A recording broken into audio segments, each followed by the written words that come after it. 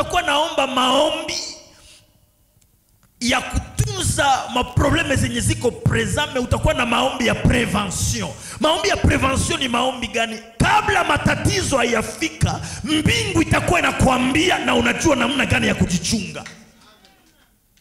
Hata shida haiyatokea, mbingu itakuwa inakuambia juu ya nini. Utakuwa uko mkonsei ya mbingu, watakuwa wanakusifle.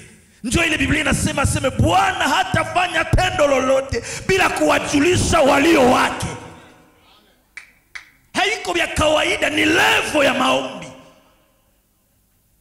Bwana Yesu asifiwe.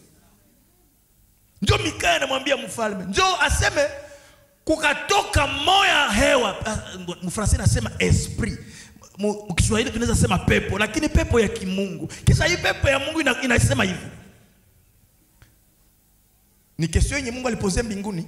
Kisha ile pepo inasema hivi, ile esprit inaongea inasema, Baba mie niko hapa. Niko tayari kwenda kumdanganya hao.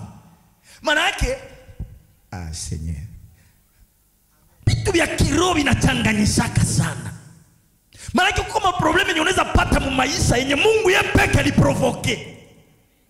Kuko pepo yenye unaweza kukamata yenye haikutoka kuzimu lakini ilitoka mbinguni. Sababu tu ulishindwa na ukakatala kusikia nini mapenzi ya Mungu.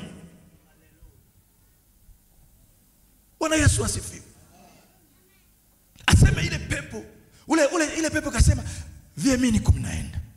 Sasa ukishuka ile biko ku 22, unaanzia ku 19 mpaka ku 22. Un roi 22, unaanza ku 19 mpaka ku 22, utaelewa. Na ukitaka kujua historia yote unaanzia pale ku 22 chapitre 22 verset 1. Unashuka, utaelewa Mungu nini ndio Mungu aliongea pale na Mikaya. Kisha sasa hapa kwenye tunasoma hivi, aseme mfalme akapanda. Malgré Mikaya anamwambia vile, lakini akasema sitafata ya hii minorite, lakini ndafata majorite. Oh, majorite haiko wingi ya watu. Majorite ni nini? Hata wewe uko wewe peke na Mungu ndio majorite. Amen. Bwana Yesu asifiwe. Majorite hata dunia yote ikuchukie, ukikuwa na uhakika kwamba mimi niko na Mungu, jua wewe ndio majorite. Na wale wote ni minorite. Mfalme Ahabu akachanganyikiwa, akasema mimi sitafata minorite, ndafata majorite.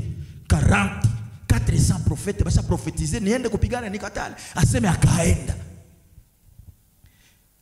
Hii pepo sasa njoo ya wapi? Kisha njoo hapo tunasoma aseme parazar, kwa bahati nasibu, ndio wanasema mkiswahili. Aseme jamaa moja akakokota mshale yake kwa bahati nasibu. Noke hakuregle. Alipiga tu. Sasa ile pepo ya mbinguni ikashuka kaingia mwa ile msali. Uniambie mamilioni ya watu wako wanapigana musande batai. Tena yeye mfalme yeye iko mugari, musare yake ndio mwenye iko. Ndio hakushuka.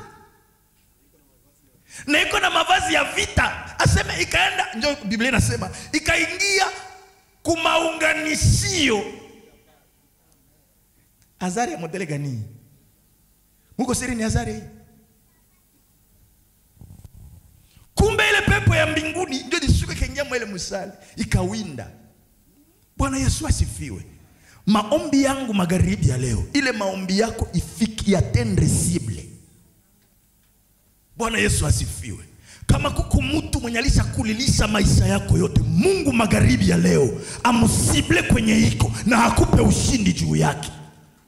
Kama kuko benye uko unatafuta hauvipate, magharibi ya leo uombe Mungu na kila mlango yenye nazuia usipate ifunguke na usikie haja ya moyo yako inajibiliwa. Mungu iko capable